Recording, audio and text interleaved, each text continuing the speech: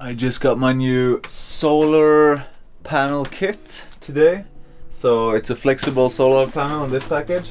And then I also got this solar charge controller, which is an MPPT version. And that's supposed to be the best thing, to give the batteries the best amount of charge and the most even charge, I guess. So I'm going to start by mounting this one to this wall right here, and then pull the cables down to the batteries, and then I'm gonna mount the solar panel on top of the doghouse, and then pull the cables down from there as well, mount it all together, and then hopefully I'm gonna have another 100 watts of solar panel later today. So here I got all the stuff that I need for this installation. Some connectors, screws to attach the controller, shrinking cables, this fuse holder with fuse, and then the controller and the solar panel. The idea is to mount the controller right here on this wall and then pull cables down, which goes down to the batteries right here, and these batteries are connected together, so that's one bank of batteries. So just gonna connect the chargers to this one, the starter battery, and then that will charge both of them at the same time.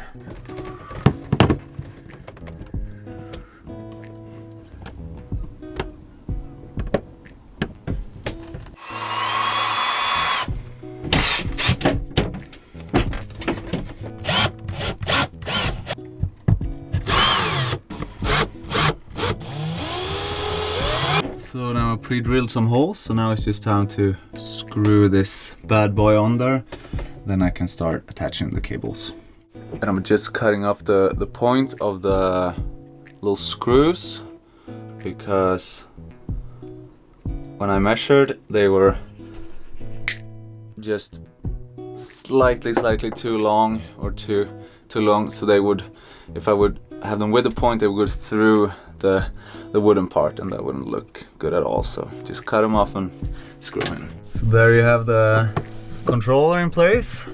It sits super good. So now we're just gonna start connecting the cables here and then attach them to the batteries. I'm gonna use this cable. It's this kind of cable that's glued together, so it's plus and minus, and I just tear them apart slightly in the ends where you want to connect them, and otherwise they're together. So I think it's just a really handy way of pulling cables, because they always stick together and it's easy and it looks good. And yeah, I don't really know much about cable thickness and all, but this is supposed to be the right size. So yeah, let's just measure how long they're supposed to be now. Now we're gonna strip these guys off. It's just very important not to take too small of a size. So this is supposed to be 2.5, but I start at 4 and just work my way down in size, basically. Yeah, 4 was fine. Zinc coated copper wires, so it's supposed to not corrode very easily. There we go, 2 open ends. So now I have attached both plus and minus to the batteries, and I also connected the fuse, 15 amp fuse.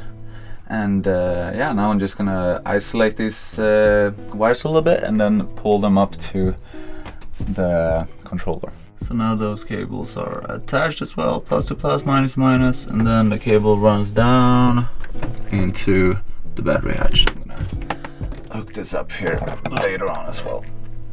So now it's time to unpack this bad boy and start installing the solar panel. There you have the solar panel, 100 watts of goodness. This one is called a Sunbeam Flush. So the good thing with this one is that the cable is attached underneath the panel, so there's nothing sticking up at all. So here's the cable, and then it's a flat cable, so that's why it's called flush. So it lies flat on the deck, and then it goes down through here. And yeah, the idea is that it's supposed to not stick to anything on deck, basically. I hope that's gonna work well. Just have a look at this, guys.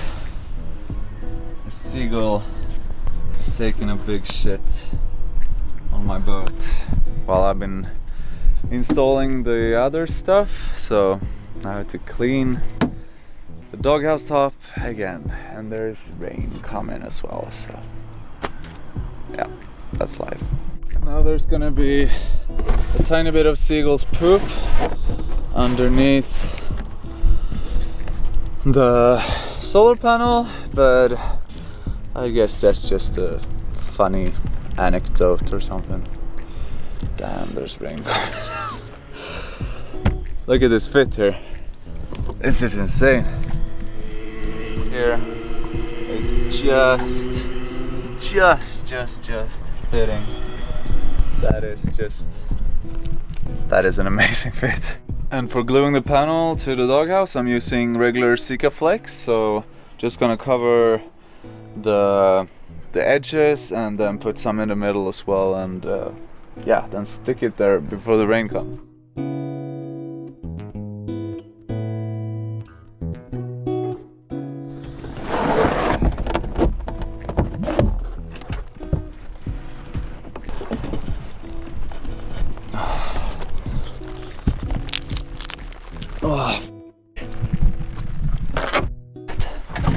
Oh no, bloody rain. I'm gonna put some shelter on the solar panel so the rain doesn't get in underneath and interfering with the glue.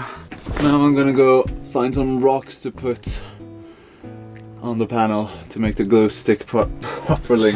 Now it stopped raining and I put some rocks on the solar panel on the cover to just push down the solar panels to make sure the glue sticks properly. And now I'm gonna drill a hole in the doghouse to fit the wiring through.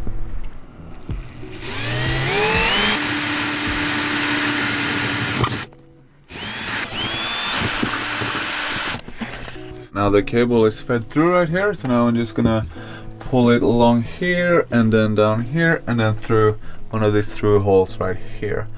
And then it comes through here, and then I'll just pull it together with another wire because it's not gonna last all the way, and then pull it all the way down here and then to the controller. Okay, so now the cables are connected from the solar panel. Now I just gotta wire these into the controller and then hope for the best. There you have it, installed and ready. Batteries connected, solar panel connected.